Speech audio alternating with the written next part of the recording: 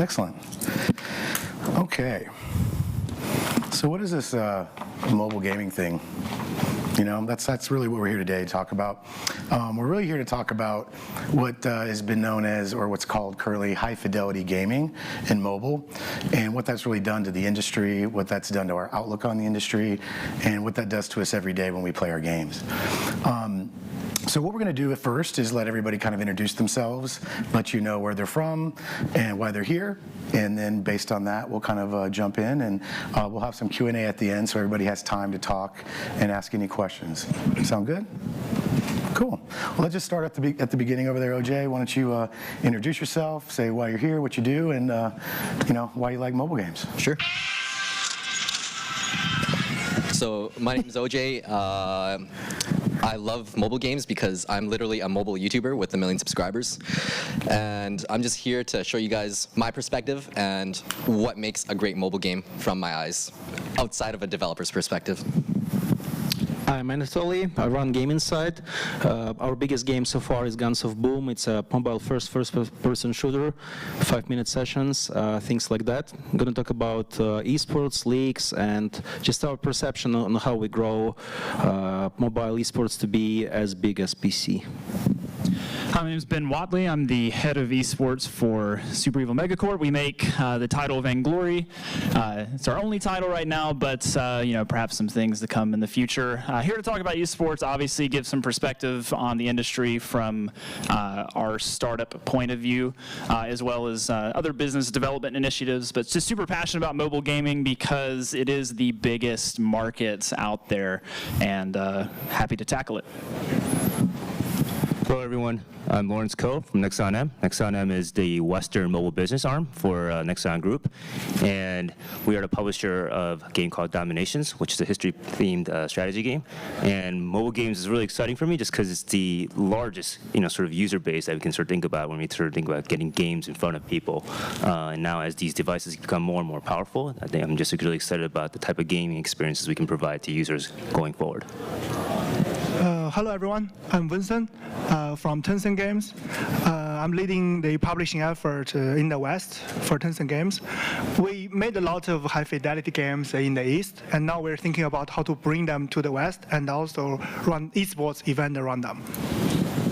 Hi, I'm Alex Krivicic. I'm founder of Super Bit Machine, and basically I've been in gaming since the advent of the first-gen iOS store and kind of tracked the progression up to these more high-fidelity gaming experiences. And with my latest company, Super Bit Machine, we're trying to, our basic thesis is around creating high-fidelity mobile games around synchronous multiplayer. Excellent. Cool. So we got a pretty impressive panel here, right? We should get some good information out of them, right? All right, good. So the next one, again, this is another easy softball one, and we'll kind of start off. Ben, why don't you tell us what game you're playing now and why? I mean, you're a developer. What game are you playing besides your own games? No bias. So I'm playing a decent bit of Fortnite and PUBG on mobile as well. Obviously, just kind of following some of the industry trends, but figuring out what games actually translate well from other platforms to mobile. It's pretty important since I do believe the future of gaming is very much cross-platform across the board. So games that bring something to the mobile device, I really want to test them out, especially if they had their home or their start on console or PC. Pretty enjoyable, I think. I mean, PUBG, in my opinion, is definitely a little bit more favorable on mobile because Fortnite does have the building complexity, but just the accessibility of the games is quite promising. That's great. That's great. What about you, OJ? You're the pro gamer up here. What are you playing, man? Well, obviously I play Clash Royale every single day, but that's my bread and butter. So that's like if Ben said he plays Vainglory, so that's not a fair answer. I've been playing a little bit of PUBG just because, like you said, it translates a lot better compared to some other FPS games. But my favorite right now, aside from Clash Royale, is Arena of Valor, just because of the controls for everything. And just like I've been playing a lot of MOBA games all my life. I've probably put over 10,000 hours into Dota, so it's just something that works really well on a phone, especially because 10 years ago you couldn't play Dota on a phone. You could barely play Snakes on your Nokia, if you guys know what I mean. Mm-hmm. And it's so crazy that we can do that now.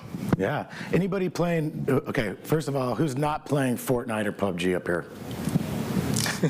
Exactly. How about you out there? Anybody not playing Fortnite or PUBG out in the audience? Why aren't you playing? I just don't like it. Okay, well, that's fair. That's fair. An honest man. Exactly. Well, it's okay, though. Props to you for raising your hand. But OJ, you said something there, the MOBA. You know, MOBAs, and it's, everybody knows what a MOBA is, right? Yeah? Kind of gameplay. That really started in the East and has really been coming over in the West. And frankly, the matriculation of MOBAs to the West is really one of the big notions that we're talking about today. Because those MOBA games were the first big gigabyte games, high fidelity games, games that were social, games that pulled people in, let you talk crap to people when you beat them, things like that. And that's really the future of our business. And it's interesting to be in the West and see that influence come from the East to the West. And we've got two very, very smart people that can talk to us about that. And Larry, why don't you tell us a little bit about Nexon and what you guys are doing? And then Vincent, obviously, you got your props on AOV. We want to talk about that next after Larry, okay? So Larry, why don't you kick us off? Yeah, for those of you know, Nexon, we're obviously, based out of, our main operations is in Korea, Japan, and our largest business actually comes out of China. But in Korea, we actually have a huge R&D operations, a few thousand people that are constantly developing new games. And we've always been under the belief that the gaming industry is going to continuously move towards a higher fidelity world. I think one of the least talked about technology trends, is 5G. There's certainly a lot of talk about VR, AR, blockchain, but now I think there's been sort of this for some reason, not enough people have been talking about 5G and the impact that it can have on the industry. But if you look at Asia, where broadband connection is widely available, they've been able to download high, these high fidelity, these heavy asset games. And we've been producing a lot of AAA high fidelity games in Asia, where we have these really immersive RPG experiences, and we're starting to see those kind of games resonate over here. And we're I think what you're going to see in the coming year with some games like we have in our pipeline, games called Durango, which is a full-blown out dino survival MMO game, and another RPG game called Darkness Rises, which looks like a console experience RPG game. We're going to continue to bring those games out here, given some of the trends that we're seeing in the Western world now, where people are starting to become more receptive to these high fidelity, high gigabyte type of gaming experience. That's good to know. So Vincent, why don't you talk to us? And I'm going to drop a little knowledge too. I mean, what's really interesting is that the inflow of these games from the East, specifically MOBAs, are now displacing Candy Crush for the first time. 14% of the people that play MOBAs monetize versus 3 to 4% in puzzle and casual games. So now for the first time, we have games that have displaced Candy Crush for months at a time now. So the future is definitely more high fidelity and very bright. So talk to us, Vincent, about what you guys are doing at Tencent and how you're helping us get there. Okay, thank you for your question. I think we just started our business in Asia, where I see stronger trend to go into mobile than here, because in Asian markets we have a weaker console culture in our history. So which means for a lot of people, mobile is their first screen or their main gaming device. So we developed the high fidelity games for these people in Asia. We're thinking about to bring this success to the Western world. It's kind of different, but we still see a lot of potential here. For example, like myself and also a lot of users I talk to in our user research, that for me, because I play a lot like Dota and League of Legends and a lot of competitive games in PC era. But now, given I'm a little bit aged, so I don't have the luxury anymore to play along PC. So that really just these high fidelity mobile, competitive mobile titles give me opportunities to play on mobile, to enjoy the competitiveness in my daily life. So we still see the strong needs here. Maybe not like Asia, but we see the trend. So we're bringing more and more high fidelity games here. For example, like Arena Vela as a mobile game, and also recently you saw the trend of PUBG Mobile, and a lot of them in the future. So PUBG Mobile and Fortnite that everyone's playing really just gives us more confidence that this kind of heavy game can be popular in the West. So that inspires us to develop more this kind of high fidelity games in the future. Oh, great. So one of the other questions I think is, let's talk about hardware really quickly. Let's talk about where phones are, where they're going. Each of you guys, maybe start off, Alex, what you rocking in your pocket and why, man? Well, Right now I'm using the iPhone X, but actually for gaming I prefer the new Razer phone. Mainly just the kind of the edge bevels. No, cool. But I'd say for standard use I have the X, but really for gaming, I mean just having the 1920 by 1080, the typical kind of screen resolution plus kind of the high refresh rates. I think those are starting to matter for gamers, and as the chipsets get better, and as Lawrence mentioned, just the networking getting so much faster, and it's really, this is rivaling what you would have in as a PC or a desktop. So I mean any kind of experience will be able to really be there ultimately. So but yeah. Cool. What about you, Vincent? What are you rocking in your pocket? I'm bringing iPhone X for sure, and also the new Razer phone. Double? You got like double fisting it? Is that what you're doing? It's here, yeah, it's here. Yeah, because working in mobile gaming industry, I need both iOS and Android devices for like a test play, right? For iOS, for sure, the iPhone X can really just test the newest feature with our games.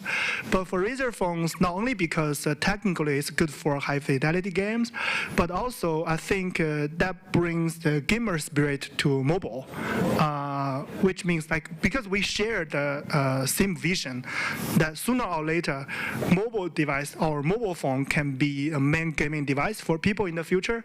So that's why I use like this kind of device gives me a very strong belief that what I'm working on. Nice. What about you, Larry? I actually don't have a Razer phone. I've actually wanted one. I think it's a beautiful looking device. I think that's a hint. Yeah, so if I can get a hand on one, I'll be happy to.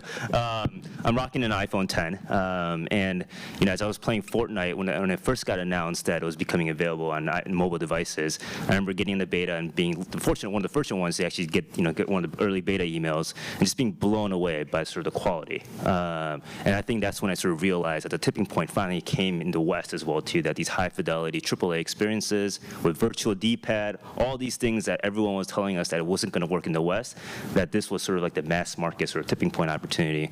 And I think with the things you can see on iPhone 10 and what the future hardware is going to also show as well too, is like we're going to start rivaling what you can start playing on PC devices or consoles very, very soon.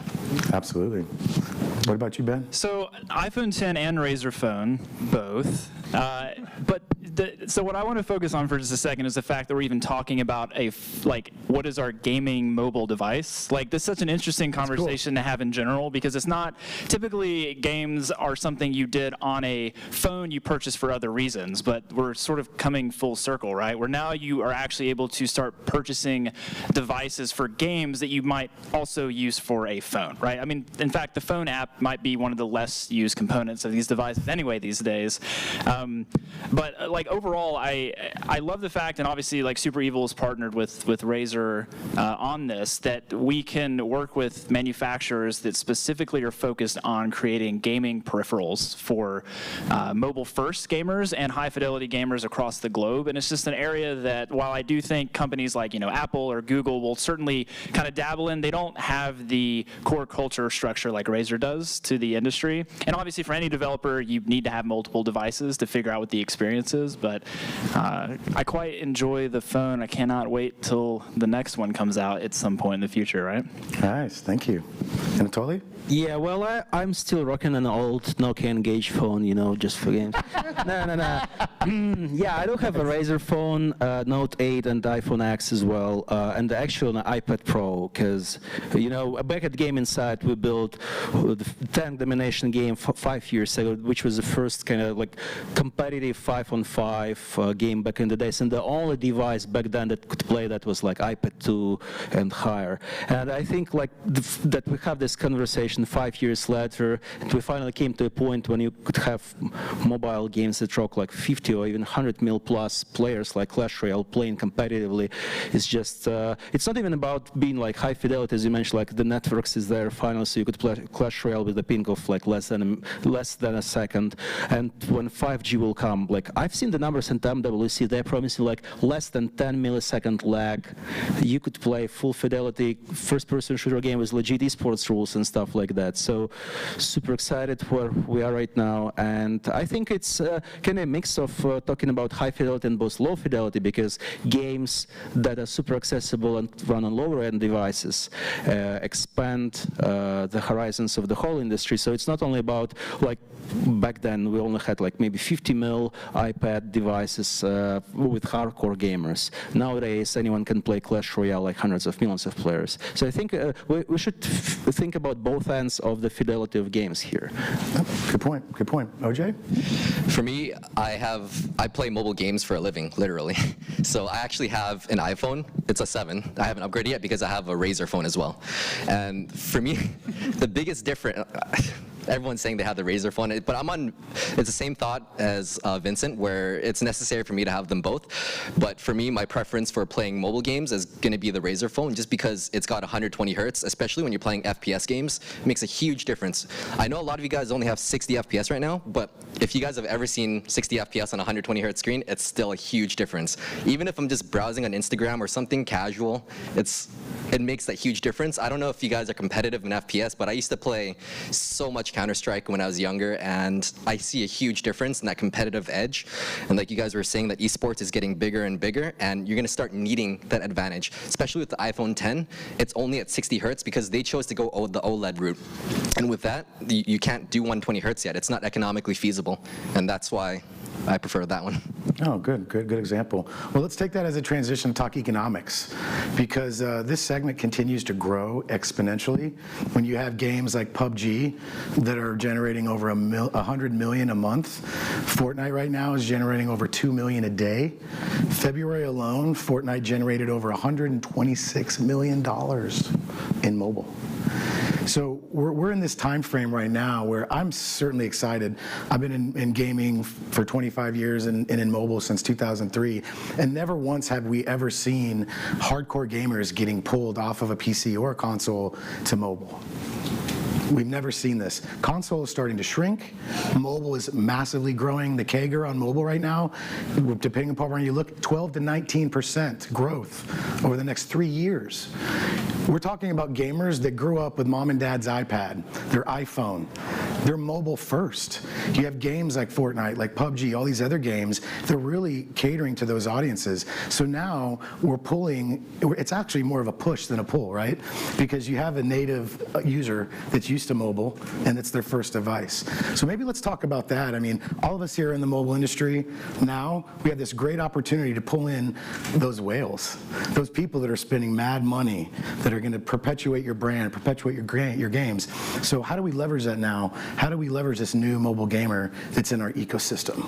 So maybe, Anto, you're ready to go, bud. Go for it. Yeah, as an FPS guy that is so obsessed both by Battle Royale style games and just traditional classic FPS games. Well, we launched Guns of Boom exactly a year ago, and now it grew to almost 40 million players in a year. And I think we've been the first ones to crack like auto aim, auto shoot, all that accessibility on the phones with FPS. And I really wondered what's going to happen when all the Battle Royale games will come to mobile. And I'm so obsessed with the new audience on mobile that came from PC. We should thank those guys, the Tencent, NetEase, with Rules of Survival, with Fortnite, with PUBG, because this fully legit PC esports audience came to mobile for the first time to get the same style experience. And it turns out it's really hard to play that on mobile. Like, you need to have 3 hands to actually push enough buttons to do the same stuff that you do on PC. So I was surprised that audience flocked in huge numbers to Guns of Boom, and it even validated that's like 5-minute sessions for FPS versus Battle Royale, like just the same as with MOBA games. It could drag into 40-minute space and just too long compared to the classical smaller session games. So I would say that FPS on mobile has both of those spectrums, like really long session times with Battle Royale style games and super short ones, and super happy that audience came to mobile. Like, it just legitimizes everything that we do, and yeah, super excited. That's cool. Anybody else have any thoughts on that? I think it's an interesting point of opportunity. Any thoughts? It's interesting too, just seeing with PUBG and with Fortnite as well, that how players will play with cross-platform as well. well. That was really fascinating to me as well. And, just the sticking point of the controls, I feel like has always been such a big thing for mobile. How are you going to overcome that? And I think what these games are proving is that, that's really not an issue anymore. That, it's almost a paradigm shift from kind of when consoles came out. Everyone had the same complaint. How are you ever going to play competitively on a controller versus mouse and keyboard? But now, there's this new generation of player that's coming in, and they've grown up, playing on countless, touchscreen devices, and they're ready for these experiences. They're ready for high fidelity games. I was gonna say, so you always talk to your kids about not touching everything when they're young, right? Because they just want to literally reach out and touch everything. So it just seems to make sense that trying to aim to push PC players or console player avids that are mid-20s, 30s, and older, probably not the best long-term strategy. But getting validation from them because they see that it's a core gaming experience, and they're like, you know what? These devices, these games are becoming so much better, and that's cool. I can jive with it. But the mobile-first gamers that are basically downloading these things right out of the gate, they're the devices they have in their pocket because they don't have to ask mom and dad for a PC or a console. They just happen to also have a phone because they need it to talk to them, and they're able to download their games, and that is their first experience. It just means so much more that they have the same accessibility that everyone else does, whether it's a PC or a console. And when SEMC set out to make Vainglory a number of years ago, that was the kind of driving functionality is, can I be a mobile-first gamer and have accessibility to a game that has deep, rich, lore and heroes and advanced techniques? And come to find out, when your MVP of a world event is 14 or 15, the answer is resoundingly yes. Yeah, we had to go through the same accessibility phase to bring FPS to mobile, and I think up to Alex's point, when we heard from Touch Arcade and a couple of other sites that we brought PC-style experience to mobile and we legitimized those controls and we improved accessibility, this was kind of a pivotal moment for us to understand that actually you could just disrupt FPS on the mobile. It did exist before, you could play Modern Combat 5 by Gameloft and other games, but something essential was missing in this kind of accessibility space. So I think Clash Royale did a huge favor to all the MOBAs and Dotas by saying, this is how you play it on a single screen, so when you get it, you could go and play a bigger version of that, which is much longer session and much more complex. The same with PUBGs for us, so accessibility for a lot of those games is an absolute key. Just let's talk about accessibility for a minute and just kind of set people's expectations. Who here thinks that Facebook is still the #1 downloaded app on Android? Who thinks it's in the top 5? Yeah? What game beat Facebook for the first time in the history of Android? Vincent? PUBG Mobile. PUBG. Think about that. And someone said Pokemon Go. I love that. That's a great transition. Pokemon Go is still one of the top 4 highest grossing mobile games in the world, and no one's talking about it. We're now talking about Fortnite and Battle Royale. So is what we're talking about, is it fad, fashion, or is it the future of gaming? And that's another one of these provocative discussions we want to have right now, because that's where we're at. I think everybody and their mother probably got driven off the road or bumped into shit trying to do PUBG at one point. Pokemon Go, pardon me, at one point.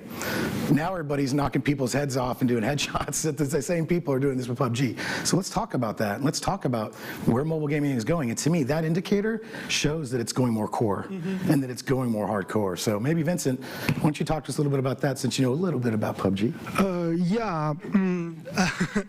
Actually, we see very strong trend that everything goes to mobile, right? Yeah. So everything goes to mobile means people gonna spend more time on their phone.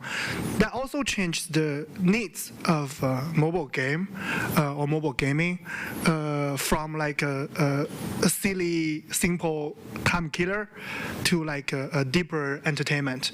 So especially for the touchscreen generation, I agree with Ben, you just said. We see a strong trend that people, the touchscreen generation, who really just grow up with touch screens, just spend even more time on their phone.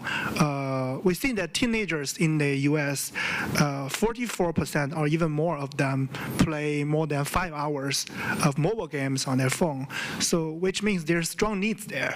So I think the PUBG Mobile or other like the high fidelity mobile games really just met that needs. So in the future, we can see even stronger trend of that. That's a good point. Here's another fun little fact for everybody. In the US, phone users have spent more time playing Fortnite than they have on Tinder in the month of April. That's where all the lovers went. They're playing Fortnite. But again, Tinder, highest grossing app. This is inescapable. This is really big, and this is a huge movement. So I think we've kind of established the size and scale of this.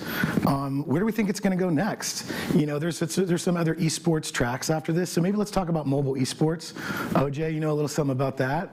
Why don't you talk to us about what it's been like? I mean, you know, look, I'll throw my little Razer pitch out there. I mean, we at Razer have been in esports since 2005, since it was called cybersports, and that's really why we created a phone. Because we saw this momentum, we saw this shift to high fidelity gaming, to gamers wanting more computing power and wanting and seeing that difference in that fidelity.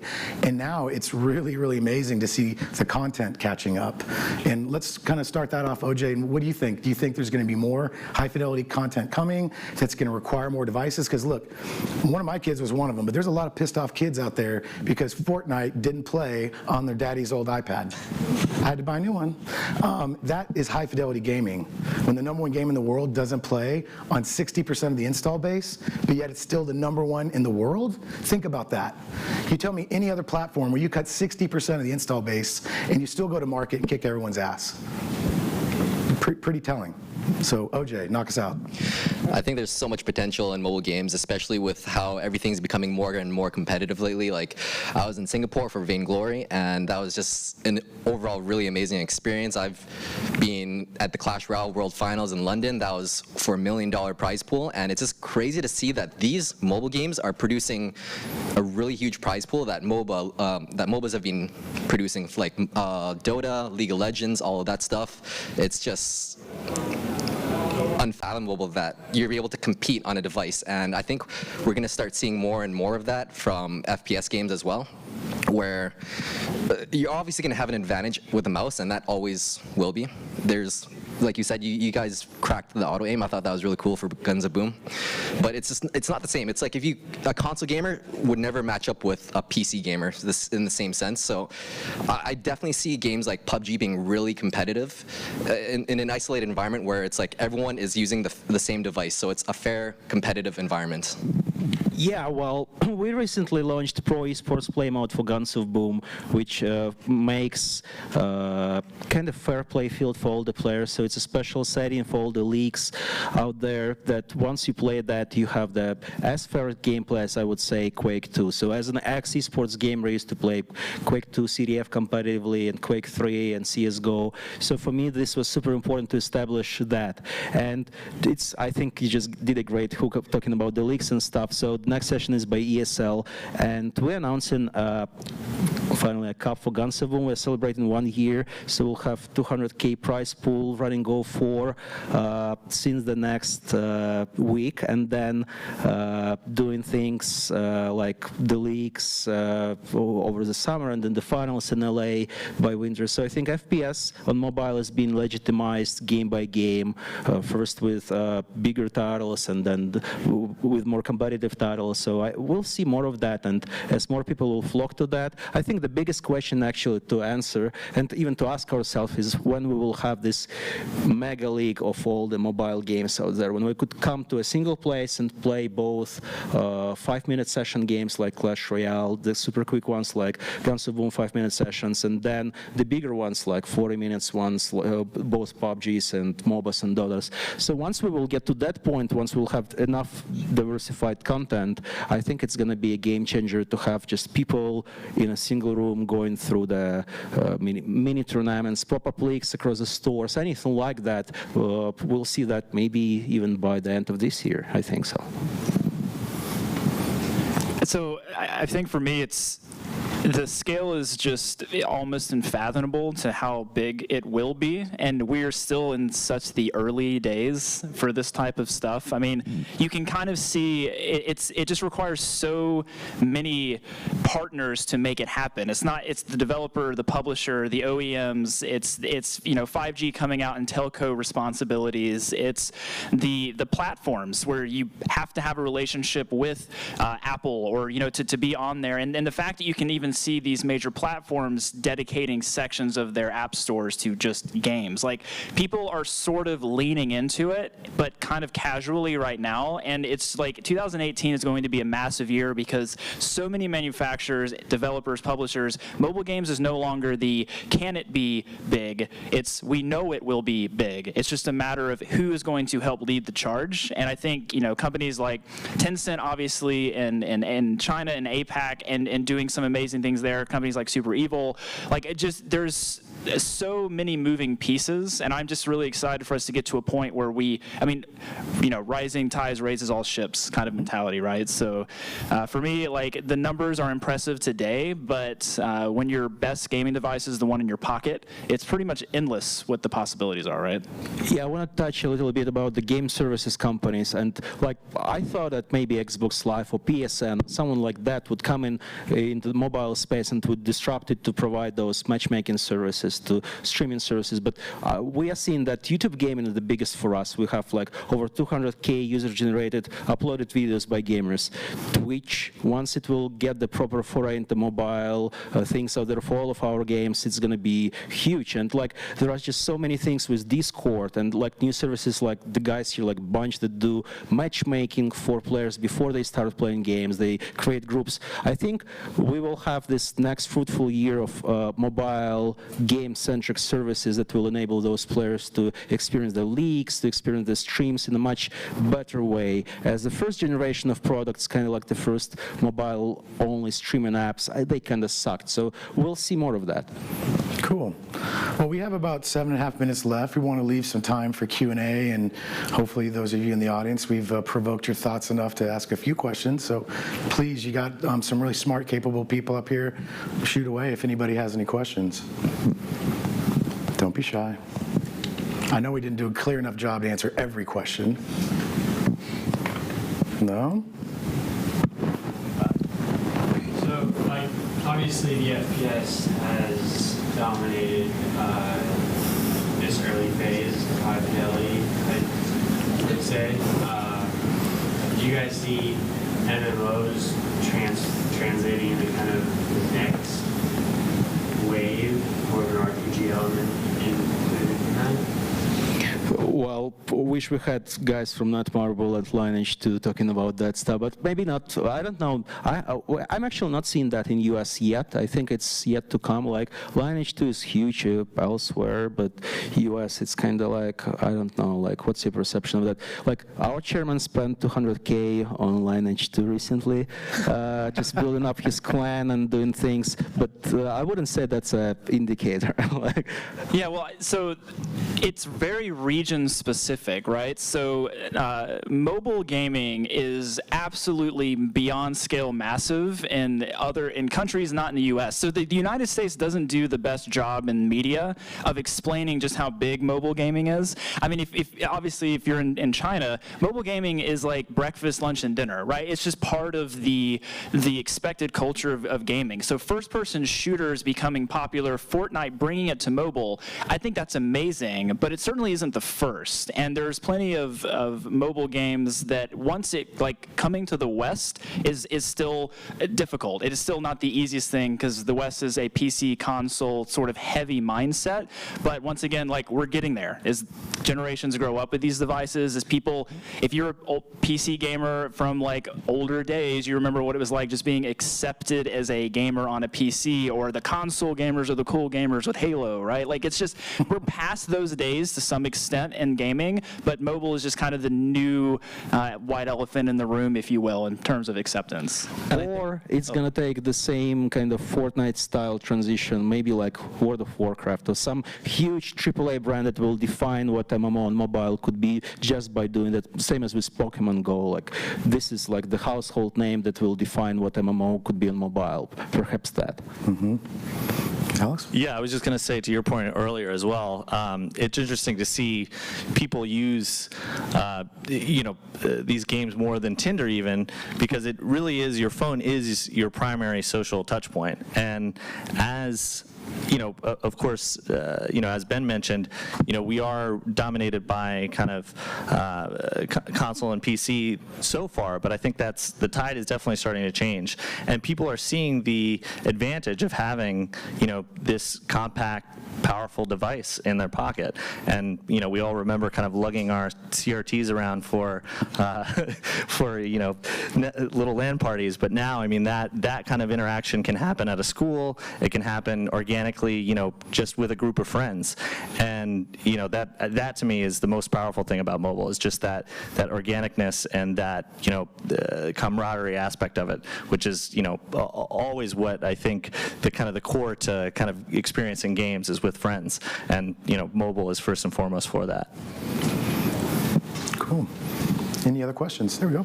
What does it cost to get a game approved for China? What does it cost to get a game approved, like certified to launch in China? Cost in terms of what? In terms of money or money? In terms of money, I guess there's no like a cost for that, but that costs a lot of. You mean approval, right? Yeah. Approval. I think there's the very minimum money to cost, but the time, you need a lot of time to deal with the government, to talk about the policy and really just review the content you have, and also the monetization model. Because, for example, like gambling stuff is prohibited in China, so I need to review it. It will take a lot of time. So cost of time will be longer, but in terms of money, I think it's minimum. What about a word game? How long would that take? What kind of word game? Vocabulary. Vocabulary, because it's very hard to answer that question. I mean, without like seeing the real game. But what the government in China, from my understanding, just a personal opinion, they really just care about, the graphic, the art, and also the monetization model. As just mentioned, gambling is very sensitive. Yeah. Yep. There's a pretty clear mobile infrastructure discrepancy between APAC and the West, and that obviously impacts the type of games that are popular in specific regions, whether it's synchronous or asynchronous multiplayer. How do you guys see that trend changing over the next 5 years? Yeah, I think that platforms like both Google and Apple could do a better thing by driving that forward, because even if they would enable things kind of like Xbox Live, PSN on a platform level, we would see more games being built from scratch with clans, with tournaments, leagues, and things. So right now, I think it's a luxury by companies like us to build those, this whole infrastructure, this whole leagues, and partner with bigger companies. And definitely there is a lot of discrepancies. So I think there are going to be a lot of game changers, smaller services that will enable that type of products, that type of leagues, and make it much more accessible to everyone. And we'll see transition into that space much quicker. Like again, back to the point of services, next 12 months will be defining for this industry. I think to take it a further step, I mean, the one thing we haven't talked about is 5G. 5G is really kind of the second coming. The first use case is going to be gaming, low latency, high connectivity. I think that's going to be really one of the catalysts to growth. But to address your question, I think more specifically, I think you have to look at the psychographics in the genres that are really hot in those areas. The U.S. we're always going to be first-person shooter. Overwatch was the king. Now it's Fortnite. I feel bad for Blizzard because every kid that was playing Overwatch is now playing Fortnite daily at a huge rate. The MOBAs did come over, and those of us that are into MOBAs and played them, we enjoyed them. But our culture, first-person shooter, instant gratification, blow people's heads off. That's really what we're into. You go from the East, it's more strategic. It's a little bit more storytelling. But now the East and West are really coming together, and and these big new gameplay patterns. I mean, Battle Royale, I've been doing first-person shooters for 25 years. That's the first real innovation in one of the ripest areas of gameplay, honestly. It hasn't been reinvented for years. So that was really a paradigm shift in that genre, but that genre is big here. So that's another thing you have to look at, and that's why we're excited, and that's why you're seeing PUBG take over the likes of Tinder and things like that in the US, because that just shows where this mindset is and this growth potential. So we're out of time, unless there's any more final questions. Do we have any more questions? Right there, sir. I was going to ask, as the controls change for mobile games and people get more used to that and they grow up using that from the start, do you see a world where someone will sit at a computer and use their mobile controls on their phone, sitting in front of their computer to play a game? I'll tee this up really easily, and I know, Vincent, you probably know this. PUBG just announced an emulator, didn't they? Yeah, but from what we've seen, it's like more like a concept, because that's not the original purpose we developed mobile game. Because mobile game, the beauty of mobile game is the accessibility, how to really just make the high fidelity game fit into your daily life. So I think that's the spirit of that.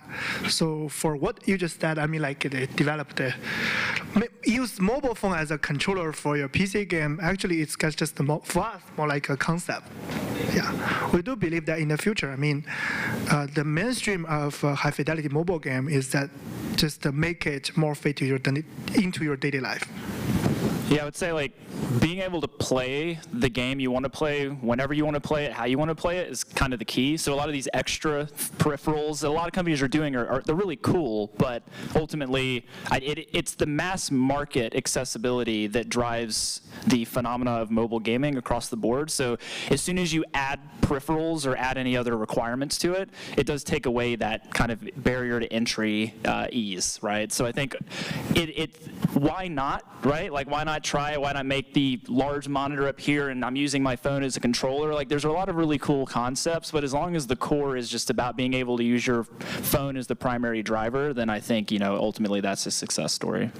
The most hard part or like most interesting part of developing a mobile game for me is like to find the balance point between like the playing quality or excitement level versus the convenience. So it's very hard to find the balance point. So every mobile game developer, when develop games, they're thinking about that.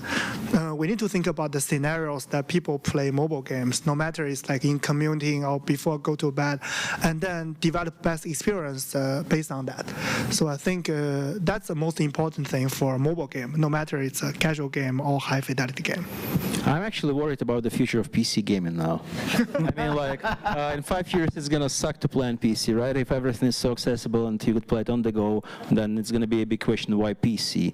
And you would find some of the AirPlay games that you could stream to the TV, playing as high ref as it gets. I mean, 1080p. It's not like no MP4 compression, no lag. It's as native as it gets. Like I played Asphalt by Gameloft, and it was 60 FPS smooth experience. So in a year or two, I think we might need to have a choice and to talk about like why PC. That might be a thing. Like maybe we'll do that one next year, guys. Next year. Huh? Oh yeah, let's accelerate. All right. Well, look, everybody, thanks for your time. I know we've run out of time, but Alex, Vincent, Lawrence, Ben, Anatoly, OJ, thank you for your time.